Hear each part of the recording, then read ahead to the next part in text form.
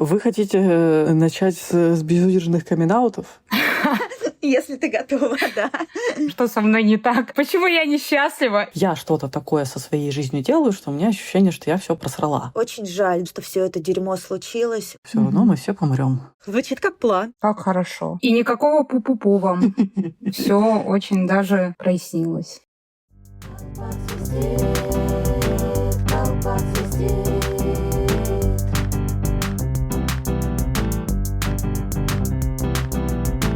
Привет-привет. Всем привет! Это «Колпак свистит», подкаст о ментальном здоровье. Здесь я, Наташа Соболева. И я, Катя Анакой. Возможно, вы подумали, еще один подкаст про ментальное здоровье? Или эти две женщины будут ныть и страдать, как им тяжело живется?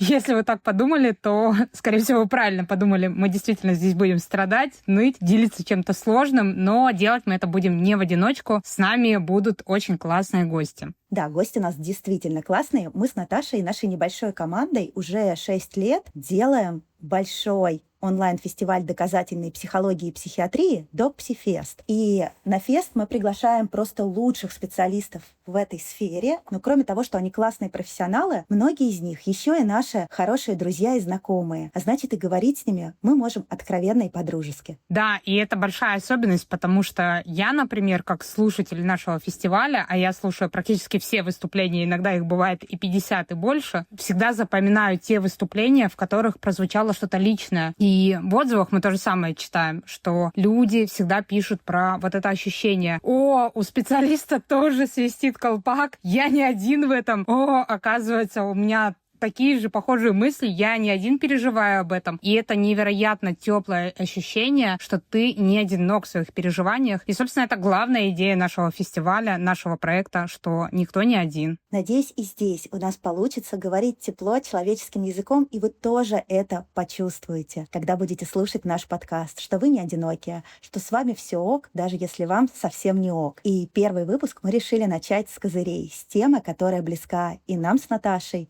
и думаю, что многим из вас тоже. Мы делаем это, чтобы напомнить себе и вам, что никто не один.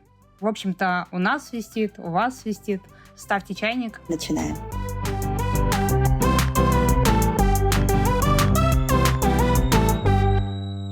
Да, уж простите за риторику. Сегодняшняя тема называется «Я все просрала» или «Я все просрал». И поговорим мы об ощущении упущенных возможностей, о сожалениях, которые наверняка у всех нас есть. У меня точно есть то, что я просрала, и у Наташи, я уверена, тоже. И мы позвали, наверное, самого грустного психиатра. Наташ, представишь Настю? Да, всем привет. Сегодня у нас в гостях Анастасия Кудрявцева, психиатр, психотерапевт, КПТ-терапевт. А Настя ведет психообразовательный блог в нашей любимой запрещенной социальной сети и психообразовательные курсы про хроническую боль. И мы невероятно рады, что первый выпуск нашего подкаста мы записываем, Настя, с тобой, потому что ты сильно валидирующий человек, и кажется, что про такую сложную тему действительно будет очень интересный и достаточно личный разговор. Спасибо, что пришла к нам в гости. Большое спасибо, что позвали, дорогие коллеги. У меня, конечно, немножко дернулся глазик. Самый грустный психиатр. Я такая, понятно. То есть у меня такой публичный образ.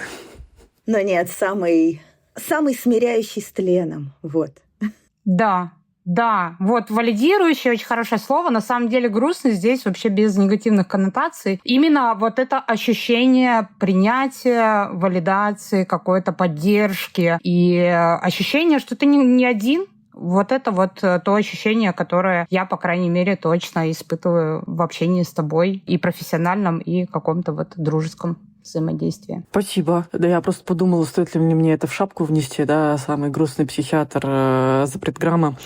Тут интересный сразу вопрос, да, что это же вроде должны быть качества, в принципе, профессии, да, валидация и поддержка. И стало интересно, да, почему все-таки мы это выносим. Видимо, есть какая-то проблема в профессиональной среде с валидацией и поддержкой. Ты знаешь, я думаю, что люди могут на своих рабочих местах, в своих кабинетах, в своих Zoom-кабинетах и на сессиях с клиентами, и на приемах давать эту валидацию. Но у тебя это получается делать, с одной стороны, так, что вообще не возникает сомнений в твоем профессионализме, а с другой стороны, очень как-то честно. Угу. Согласна. Да, и когда приходят люди со своим внутренним тленом, мне кажется, им становится немножко полегче. Вот Наташа говорит, что после моих сторис про иммиграцию ей становится очень неприятно, а после твоих хорошо. Да. И они еще иногда, бывает, идут подряд. И я так смотрю сторис Катины и чувствую, как мне уже просто хереет. И я думаю, что со мной не так? Почему я несчастлива? И у меня не порхают бабочки вокруг. А потом следующую сторис Настина, я думаю, не, все нормально. Меня начинает отпускать. Все хорошо, все прекрасно. Я не одна с какими-то сложностями в том числе. Вот, наверное, в этом это ощущение честности. И тоже недавно ты выкладывала как раз рилс, и это был очень полезный, интересный, классный рилс, но мой отклик на него был: Настя, я тебя просто люблю. Вот это вот примерно такое ощущение, которое я испытываю, заходя к тебе в блог. Спасибо. Вот, я как нелюбимый друг хочу дать немножко контекста, почему Наташу бесит мои сторис. И вообще то, как я говорю про иммиграцию. Я живу в Аргентине последние почти 3 года, и мне очень нравится Буэнос-Айрес, подошла эта страна, и Наташу и кого-то, я думаю, это может бесить. Да, это как раз подводит нас к нашей теме, как будто бы, да, что меня бесит не Катины сторис, а меня бесит вот это вот ощущение сожаления, что как будто бы я, не испытывая перманентной радости, да, от эмиграции, как будто бы я что-то упускаю или как будто я что-то просрала, что-то я не там где-то повернула. Ну, то есть вот этот вопрос внутренний, почему у меня не так все круто, и это прям, мне кажется, очень сильно коррелируется с тем, о чем мы собрались говорить сегодня.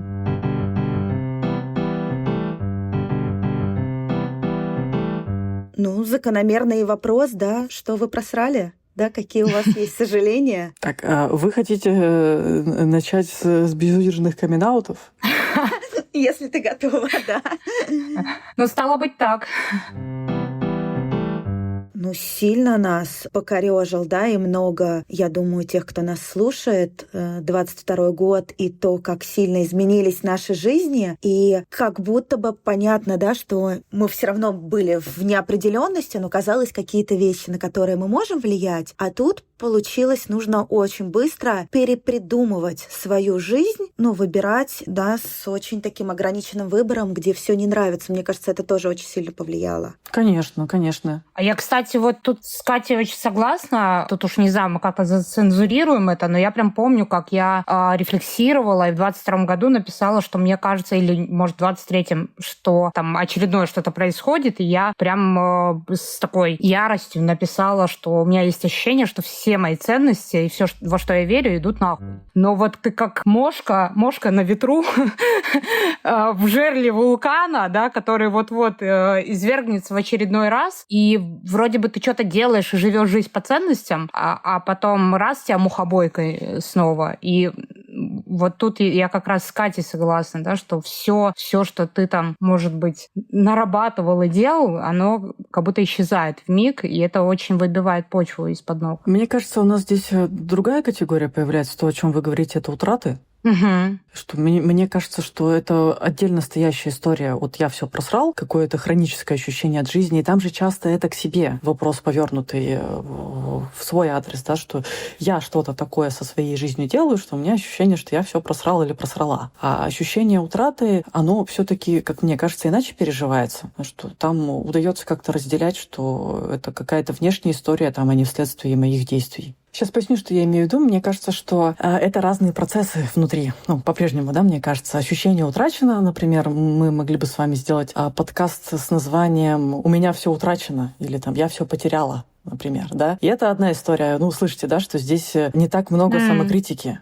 То есть такой «Я все потеряла». Это грусть, принятие, ревизия ущерба, валидация, поддержка, выработка каких-то стратегий, поиск новых ресурсов, да, горевание, я все потеряла, и я все просрал, или я все просрала, да, достаточно много самокритики. То есть это все-таки для меня история про какие-то более системные процессы, более персональные, с меньшим участием каких-то внешних катастроф. Ну вот мне понравилось, как Настя разделила, и как будто действительно вот я все потерял, это правда про какую-то грусть, но как будто я на это не могла повлиять, ну то есть это что-то внешнее там произошло, да, и я все потеряла, вот, а как будто я все просрала, это все-таки про себя и про вот критику в свой адрес. Но при этом вот если обобщить, то для меня это на стыке этих двух частей происходит вот это сожаление об упущенных возможностях. То есть я, например, потеряла возможность, ну, я так это вижу, да, сейчас, я потеряла возможность быть мамой, и в этом есть и самокритика, доля самокритики, да, потому что я, ну, наблюдаю, как вокруг меня, там, не знаю, и в эмиграции люди рожают детей, да, и может быть,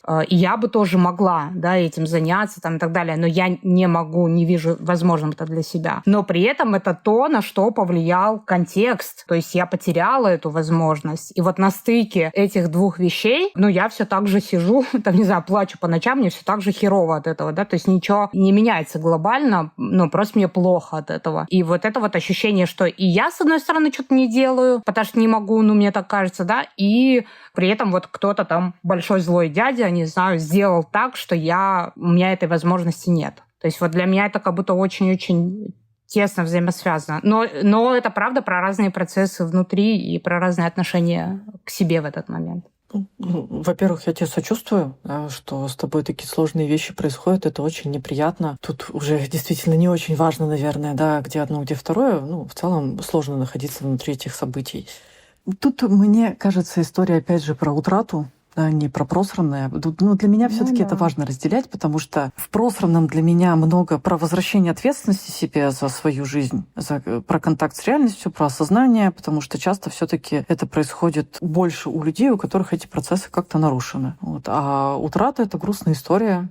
Здесь не так много пространства для того, чтобы что-то там где-то переконтактировать. Мы и так были в контакте, но у нас не получилось. Ну, это как смерть, например, да. Мы что там, будешь ты осознанный, не будешь, это же никак не повлияет. Все равно мы все помрем.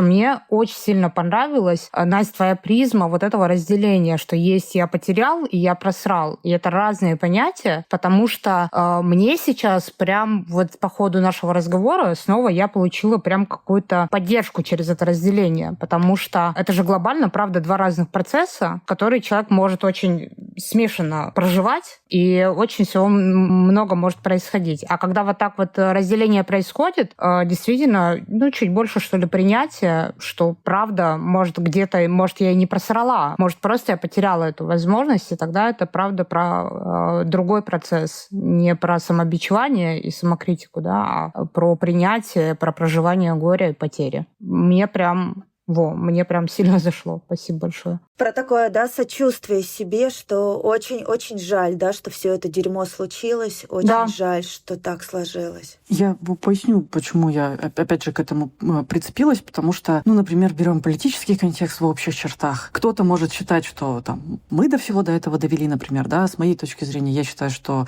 возможности одного человека сильно ограничены в плане предотвращения таких глобальных процессов, да, потому что если бы все зависело только от меня, тогда я бы могла что-нибудь сделать такое, чтобы не допустить. Но меня никто не спрашивал, да, ко мне же не пришли, не спросили меня, хочет ли Настя Кудрявцева, чтобы все это произошло. Настя Кудрявцева не хотела, но вот оно случилось. Возможности мои ограничены. И здесь, мне кажется, наоборот, мы с осознанными людьми работаем с тем, чтобы снимать с них избыточное количество ответственности, нереалистичной. А есть вопросы, в которых людям, наоборот, нужно возвращать ответственность, да, про эмпатическую конфронтацию, потому что к нам же часто приходят клиенты с каким-то не очень эффективным поведением, например. И там, опять же, навык в разделении. Был ли контекст, ситуация, ресурсы такими, что человек оказался в этой точке, Или это в том числе потому, что человек ряд каких-то решений принимал не очень подходящих его ценностям в этих ситуациях, и там выбор был. Да, вот мне кажется, здесь, да, как-то проще говорить про «я все просрал». И я перед тем, когда готовились к подкасту, я переслушала твое выступление, Настя, и ты там про себя говоришь: я не состоялась в музыке, не состоялась в дизайне. И вот эти истории, да, как будто бы, да, тут действительно, с одной стороны, больше нашего влияния, с другой стороны, как будто бы такой разнообразный мир подкидывает нам столько всего, что иногда просто, ну реально мы не состоимся во в чем. Я не стану одновременно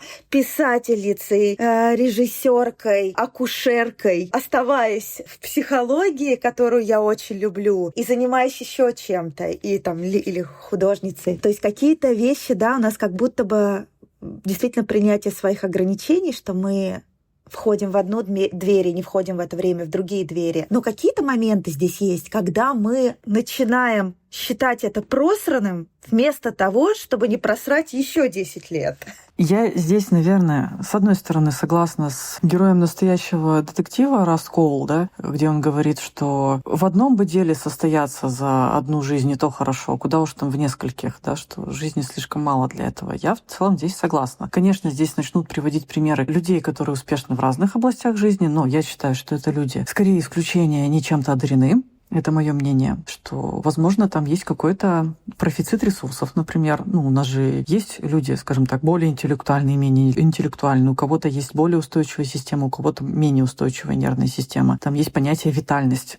Люди, которым постоянно чего-то надо от жизни. Это в том числе может быть и биологическая вещь. Опять же, да, это про какие-то привилегии. Я, например, считаю это привилегиями. Что если мне генетически отсыпана там более устойчивая нервная система, определенное количество интеллекта, я считаю, что это привилегия. Есть люди, которые привилегированы в плане какой-то поддержки, например. Мне недавно подписчица написала классную фразу. Говорит, я поняла, что мне для того, чтобы достичь тех же карьерных успехов, что и мужу, нужно, чтобы была жена. Кайф, класс, класс. Так и запишем. Я это не так ёмко, но говорю своим клиенткам, которые грустят, что муж далеко вперед ушел, а они в это время делали кучу всего. Нам приходится вопрос «я все просрал» или «я все просрала» рассматривать очень узко на конкретном человеке. Из какой культуры, какой старт был, какие обстоятельства, какие гендерные роли там, да, есть поддержка, нет поддержки, какие биологические обстоятельства, если человек больше склонен к депрессиям. Ну, сказать человеку с биполярным расстройством первого типа, например, да, что-то про безудержные достижения. Ну, то есть там выйти в устойчивую ремиссию уже офигенное достижение. Да, вот у меня как раз крутится в голове эта мысль. У меня есть подруга, с которой мы часто про это говорим, и надеюсь, что у нас будет про это выпуск, что вот, например, человек, который живет с КПТСР, ему бы немного хоть посмотреть, как это, там, не знаю, вот эта пресловутая зона комфорта выглядит, да, хотя бы одним глазочком увидеть, что это такое, прежде чем вообще думать, что там из нее надо как-то выходить или еще что-то. Я порой наблюдаю, даже вот за сестрой, за своей, я часто об этом говорю, что мы жили в одной семье, но мы переживали сильно разные события в своей жизни, и то, что происходило со мной, очень многих событий не было в ее жизни. И когда я смотрю, как будто бы, ну, мне тоже, может, это кажется из искажения, но как ей сильно легче живется, как ей сильно легче цели достигать, да, это тоже искажение. Но мне кажется в этот момент, что я какую-то не ту карту где-то там вытащила.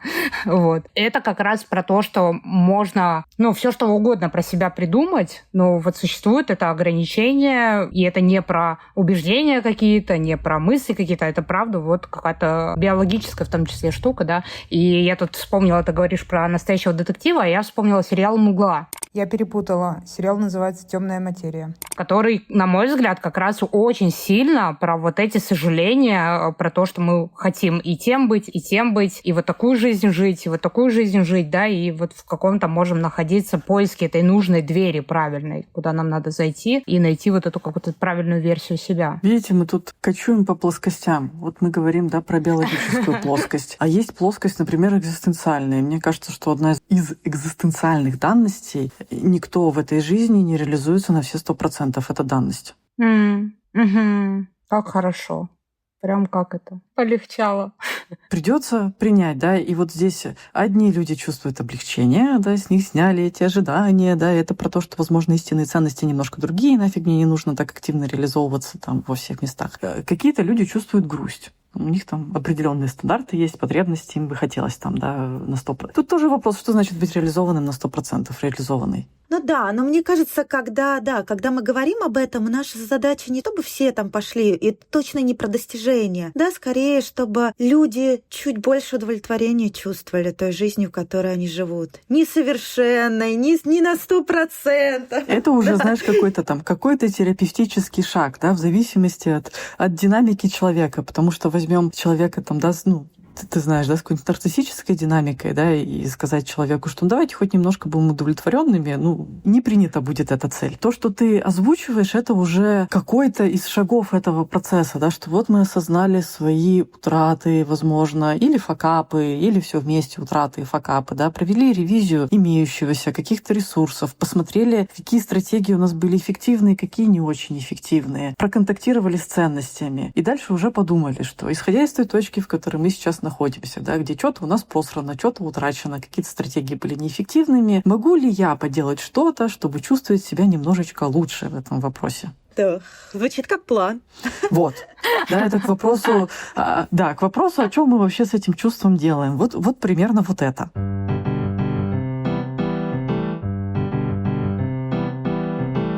Мне прям хочется поговорить, что вы с этим чувством делаете. Про свои просранности, факапы и так далее. Что помогает, с одной стороны, принимать это, и с другой стороны, не дать тлену захватить себя полностью. На самом деле, я вот это как будто сейчас в моменте поняла, что мне очень сильно вообще-то всю жизнь помогала идея, вот знаете, это исследование, когда людей разного возраста, да, и людей там, не знаю, в преклонном возрасте спрашивают, о чем они сожалеют, и они начинают перечислять какие-то вещи, и чаще это там какие-то ценностные штуки, а иногда и то, что кому-то может казаться мелочью или еще что-то. В общем, я это к чему? К тому, что меня это всегда подотпускало. То есть сколько бы тебе не было лет, сколько бы ты в своей жизни жил, чем бы ты в своей жизни не занимался, как будто бы ты всегда, будешь с этими сожалениями. То есть как будто всегда найдется что-то, о чем ты будешь сожалеть. И вот это очень интересно, потому что в подготовке как раз к подкасту мы решили с Катей спросить у мам своих, о чем они сожалеют. И я прям очень благодарна маме своей, что она ответила. И это очень интересно, потому что, кроме того, что она сказала, что там есть вещи, которые она не может озвучить, но она назвала 2 штуки, которые меня совершенно покорили. Она сказала, что она сожалеет, что давала очень мало любви и внимания детям, нам, что меня, конечно, повергло в печаль большую, да, мне стало очень грустно от этого. И вторая вещь, которую она назвала, она сказала, что она сожалеет, что у нее не было свадьбы в белом платье. И меня это очень сильно потрясло. Я прям маме благодарна, что она об этом рассказала, потому что это навевает на меня даже не грусть там или печаль, а наоборот, меня как будто чуть-чуть подотпустило. То есть вот это вот ощущение, что вообще-то люди сожалеют очень сильно о разном и как будто всегда сожалеют. Вот это то, что меня сильно поддерживает. Вот эта вот мысль. Как будто снова, что я не одна в этом, что это нормально, что я о чем-то сожалею. И это нормально, что какие-то штуки не состоялись в моей жизни и, может быть, там никогда не состоятся. Что сожалеть можно вообще о чем угодно, не обязательно о чем-то глобальном, что я там, не знаю, не изменила мир, да, не спасла экологию, не спасла, там, не знаю, жизни тысячам людей. Я могу сожалеть о том, что 28 марта 2007 года я не пошла на свидание с каким-то парнем. И это тоже, может быть, сожалением в жизни. Не знаю. Или не купила кружку для кофе, когда была в Питере. Не знаю. То есть причин для сожаления очень много. Вряд ли у тебя будет от этого ощущение просранной жизни, что ты кружку не купила. Слушай, видишь, вот для меня это как будто очень похоже что-то, какое-то материальное воспоминание, да. Я это немножко сравниваю с тем, что мама про платье сказала. То есть она же про это вспоминает. Это какая-то важная штука для нее. И вот, а кто-то может сказать, что, что подумаешь, белое платье на свадьбе. А вот для мамы это очень важно. Для меня это было очень большим открытием. Понимаю, о чем ты говоришь, почему вопрос этот задаю, потому что, мне кажется, это история про исследование, опять же, потому что за белым платьем очень мощный символизм закреплен, и это про что-то большее явно, да, а за кружкой символизма гораздо меньше, и это обычно про меньшая кружка. Поэтому мне думается, что, возможно, если анализировать его, возможно, за этим белым платьем какой-то большой пласт жизни скрывается. Возможно. В том числе, конечно, да. Да, я тоже спросила у мамы. Моя мама сожалеет, что не развелась раньше. Вот такие вот разные штуки. Пу-пу-пу-пу. Да, она сказала, что это главное сожаление. Она читала книгу, в которой, у нее много возникло аналогий с ее браком, с ее жизнью. Мама очень долго была в браке с моим отчимом, и там было очень много домашнего насилия. И мама говорит, я сожалею, что так долго и я, и вы, я и брат, были во всем этом. Жаль, что я не ушла раньше. А я на это подумала, мама решится на это через 25 лет и довести это до конца, и пойти, да, и сейчас моя мама уже на свободе, получается,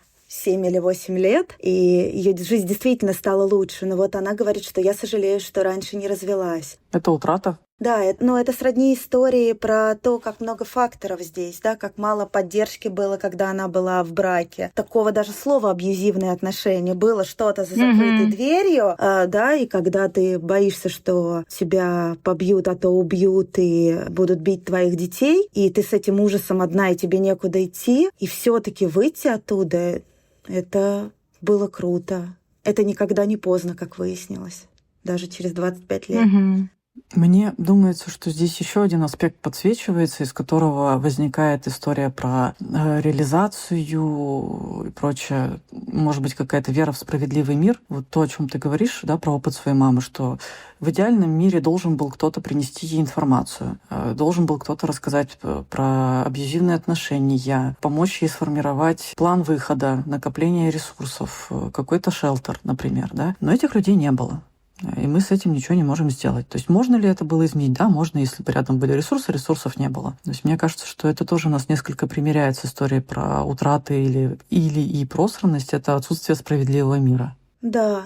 Нет, я тут скорее говорю про то, наверное, это и не особо было возможно раньше. В ее контексте похоже, что для нет. Для нее, да, для нее. Я скорее это говорю про сочувствие, что очень жаль, что ты оказываешься в такой ситуации, где тебе очень плохо, а у тебя нет выхода. И нет ресурсов.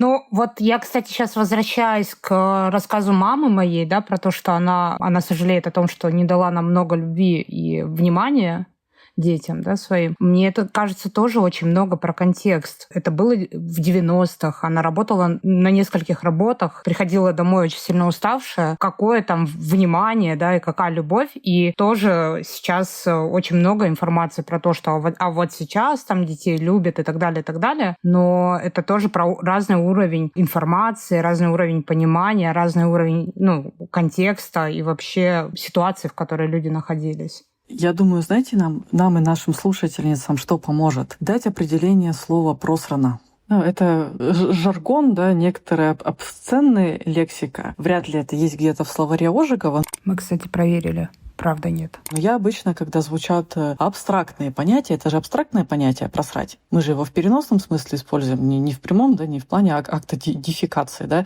С абстрактными понятиями всегда сложно. Мне кажется, поэтому мы немножко ходим где-то кругами в подкасте, потому что это абстрактное понятие. И нам нужно его операционализировать с точки зрения КПТ. Да. У нас есть кружка, это очень конкретная история, да, предметная. Кружка и кружка, вот она. А просрать — это некоторая абстракция. И для меня, например, просрать — это история про то, что мы утратили что-то, что могли бы и не утрачивать, грубо говоря. Как-то неэффективно воспользовались какими-то своими ресурсами. Как-то неправильно распорядились, я буду сейчас такие термины использовать, неправильно, да, жесткие, неправильно распорядились возможностями. Поэтому я и говорила вначале, что присутствует некоторая доля самокритики, потому что обычно плюс-минус у человека есть чувствование, что где-то что-то он мог бы сделать и иначе. В отличие от утраты, как мне кажется, потому что там есть некая неизбежность, ты понимаешь, что, скорее всего, вот истинная утрата, да, что бы я ни делала, оно бы все равно было утрачено. Ну, как мне кажется, да. Я понимаю, что утрата может быть вследствие собственных действий, да, все уже невозвратное. Но для меня чувства «я все утратила» и «я все просрала», они разные по фатальности. Да. Утрата все-таки такая более фатальная история. В случае с просрано для меня это менее фатально. И я просрано операционализирую как не очень эффективное распределение собственных ресурсов и возможностей. То есть больше ответственности на человека. Да, мне нравится. Угу. Не, вообще, прям у меня сейчас небольшой даже переворот произошел, когда появилось вот это вот разделение. Разделение на «я все потерял и я все просрал». Вот. Оно как будто очень-очень-очень важное. Прям, мне кажется, очень важным, что Настя вообще предложила это разделение сделать.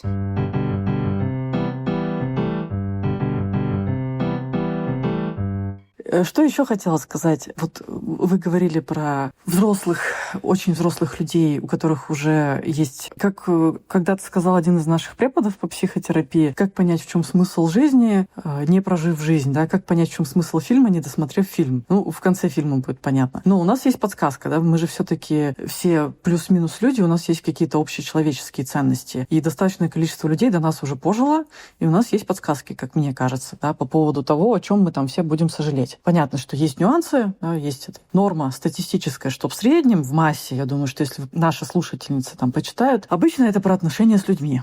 И здесь у меня есть уже личная такая гипотеза, а мне почему-то думается, что это отчасти биологически обусловленная вещь, привязанность. Может быть, я ошибаюсь. Я не знаю, был ли у вас near-death experience у кого-то. То есть если посмотреть рефлексию взрослых людей, старших, там, пожилых людей о том, на тему того, о чем они сожалеют, там часто встречается про какие-то отношения. Вот Наташа начала говорить, да, про не додала по ощущениям мамы, мы не знаем, но ее субъективные ощущения, любви, внимания детям. Да, Катя сказала, что не были реализованы какие-то ценности в отношениях, находилась в абьюзивных отношениях. Что это же утрата какого-то образа жизни, что хотелось, походу, быть в каких-то других отношениях. Что часто, очень часто там звучит про отношения. Я почему сказала про near-death experience? Ну, опыт близкий к смерти, то есть переживание опыта, который мог закончиться смертью. Своей собственной или близких людей? Своей собственной смертью, да. Еще осознание в моменте, то, что сейчас ты, походу, кони откинешь или откидываешь в процессе. Ну, у меня, наверное, нет, такого не было опыта. Ну, у меня был опыт в сильном землетрясении, но у меня проскользнула мысль, что мы сейчас умрем. Да, похожая мысль у меня была. Ну да, обычно это истории, связанные с угрозой для жизни. Тут не буду сильно разворачивать. Мне кажется, что это момент как раз-таки осознания, да, что я, возможно, сейчас двину коня, и вот оно уже происходит, да, что оно не сейчас, потому что там, может быть, другой процесс запустится, да, беги или замри, ты там вообще ни о чем думать не будешь. Если есть возможность эвакуироваться из этой ситуации, наверное, скорее всего, ты будешь думать о том, чтобы эвакуироваться. А это скорее про истории, когда ты уже в этом процессе находишься. Возможно, и оттуда никуда деться не можешь. Вот это мои такие тоже различия. И у меня такой опыт был один, ну, как минимум, я про это рассказывала много, но мне кажется, у нас люди недостаточно информированы про различия солнечного удара и теплового удара, и мне надо про это рассказать, что солнечный удар — это все-таки более локальная история, тепловой удар — это угрожающее жизни состояние. И у меня был тепловой удар в Марокко, и по моему личному убеждению я там, ну, реально могла отъехать. Не только по моему личному, это по науке тоже, если ты без помощи сильно перегрелась и так далее, да, ну и по моим субъективным ощущениям у меня тогда был процесс, что я, походу, там начала отъезжать куда-то. И мы общались с моей коллегой, у которой был похожий опыт вследствие там некоторых осложнений операционных, да, и не буду сейчас раскрывать детали. И мы с ней говорили о том, что у нас у обоих в голове были осознания, такие, знаете, как колоколом, то есть которые не процесс каких-то длинных рассуждений, а что ты лежишь и думаешь об этом, типа, ох, чего же мне там в жизни не хватило, да? Он просто у тебя в сознании возникает. И у меня и у нее это была история про какие-то отношения. И мы были удивлены, что там не было ничего, естественно, про работу, да, про какие-то там бюрократические вещи, достижения, там какое-то признание, там какую-то коммуникацию с незначимыми людьми, там о чем мы переживаем обычно, да, в течение обычной. Не про ВНЖ. Не про ВНЖ, естественно, вот, да, то, чем мы вынуждены быть заняты, да, в обычной жизни, там у тебя просто колоколом в голове начинает колотиться, типа, ой, а я так мало времени, там, не знаю, провела со своим мужем, там, да, или там со своими детьми, или там не написала маме, да. И это вот просто очень, знаете, баннером таким едет по голове. То есть у тебя все пессимизируется, остается только это. И я вот не знаю, это моя личная гипотеза. Либо это вследствие каких-то, да, наших там ценностей все-таки, либо это какие-то, в том числе, биологически определенные вещи. Помните, как в «Интерстелларе» было, да, тоже вот эта идея, что любовь — осязаемая величина, как гравитация. Вот. И у меня есть такая гипотеза, что если мы плюс-минус обычно развиваемся, у нас нет каких-то там патологий, социопатий, там еще чего-то, то, возможно, это вещи, от которых мы никуда не денемся. Стремление строить какие-то значимые отношения с людьми, и можно не дожидаться конца жизни, моя гипотеза, да, и можно уже сейчас этому внимание уделять, потому что большинство людей об этом сожалеет. И у меня тоже была история с тепловым ударом. Я, правда, думала, что я сейчас сдохну. Прям вот такая мысль у меня была в голове. То есть я лежала в ванной на полу, на мокром одеяле, и, все, я понимала, что я сейчас умру. И самое интересное, рядом спал мой бывший муж в комнате, ему было чудесно, прекрасно, и я в этот момент думала, что зачем я живу с этим человеком. То есть я в этот момент сожалела про неправильный выбор в отношениях. То есть это тоже была мысль про отношения, действительно. И момент, когда я переживала опыт землетрясения, я была с мужем нынешним своим, и я думала, как хорошо, что я с этим человеком проживаю этот опыт землетрясения, что я не одна, и мы даже как-то немножко можем разбавить эту ситуацию и чуть-чуть повеселиться в этом. Прям ощущала какую-то надежность, что рядом со мной человек, который продумал все заранее, даже как будто чуть-чуть был готов к землетрясению. Очень, очень интересное наблюдение. Любопытно, кстати, видимо, люди тепловой удар плюс-минус одинаково проживают. Что то, что ты рассказываешь, я тоже лежала на полу, на мокрой тряпке рядом с унитазом, потому что мы знаем, как это происходит. Да. Только в долбанной палатке в Марокко, в пустыне, там в 5 часах езды от какой-то деревни. И было бы забавно, если бы мы с тобой обе думали, черт, вот этот пост-то никто не полайкал. Блин, коммент написали хреновый. Ну почему я не сняла тут рилс? Да. Ой, черт, курс надо было дороже продавать. Ну вот, да, у нас есть опыт людей и биология, да, которые нам спойлерят, что с большой вероятностью вы будете сожалеть о каких-то отношениях, поэтому можно уже сейчас направлять на это какое-то внимание по возможности. Это очень классная мысль. Мне прям очень зашло, что это некий спойлер к тому, о чем, возможно, мы будем сожалеть с большой вероятностью. Да, с одной стороны, про что мы будем сожалеть, с другой стороны, про что наши ключевые такие ценности, да, во что мы можем вкладываться. Угу. Ну, на то они, да, и общечеловеческие. Прям и никакого пу-пу-пу вам. Все очень даже как будто немножко прояснилось. Опять же, да, и если я так еще добавлю, да, что у нас же список не бесконечный, все-таки, как мне кажется, фундаментальных вещей, которые люди переживают. Вот мы поговорили про отношения, про карьеру и реализацию дела. Опять же, то, что было в настоящем детективе, да, за одну жизнь хотя бы в одном деле состояться, не то что уж в несколько, так что осторожно выбирай дело всей жизни. Что люди часто об этом сожалеют, этот предмет обращения к терапевтам, да, что чем-то я тем занимаюсь, не дает ощущения наполненности. Какие-то впечатления, яркая жизнь, путешествия, не путешествия. То есть в целом плюс-минус, я думаю, и вы, и я замечаем, да, что темы клиентов про ощущение, что что-то как не так идет, они вот где-то вокруг этого вертятся. Качество отношений, дело, которым занимаемся, реализация, на чем деньги зарабатываем, и насколько качественные, яркие впечатления испытываем в жизни.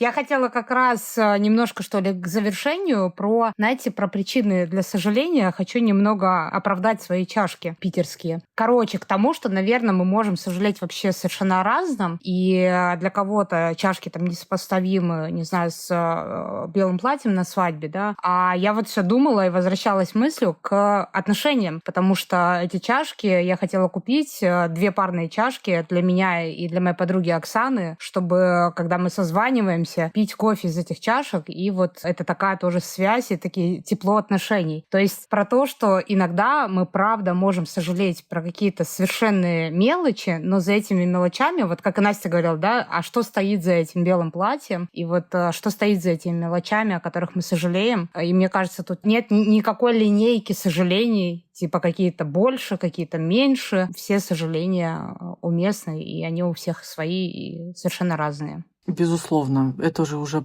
происходит, там мы не можем спорить с чувствами, они уже случились.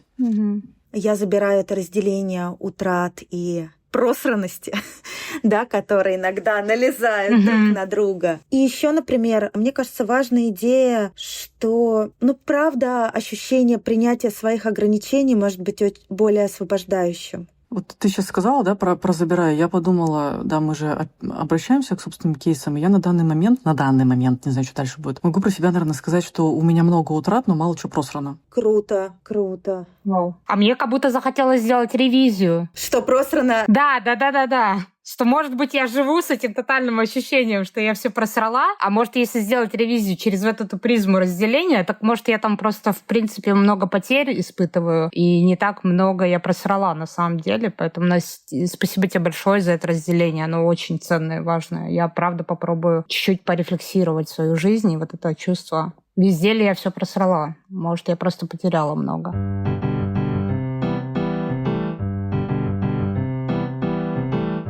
Настя, спасибо большое. Спасибо, что согласилась с нашей гостьей быть первой. Спасибо, что столько времени нам уделила, потому что для нас это пока первый такой опыт. Спасибо большое. Спасибо, что пригласили. Мне всегда ценно участвовать в ваших классных проектах, потому что вы делаете большие, сложные и актуальные вещи. И я всегда рада и всегда горжусь участием. Да, спасибо тебе большое, что согласилась поучаствовать, что так много всего рассказала и так много полезного, ценного. Я думаю, что люди под постом анонса этого выпуска поделятся, может быть, и своими сожалениями и потерями в том числе. И я призываю всех обязательно подписаться на Настю. Мы оставим все ссылочки на ее проекты, на ее социальные сети в описании к выпуску. Обязательно подписывайтесь, делитесь своими впечатлениями. Приходите послушать наши новые выпуски и помните, что никто не один.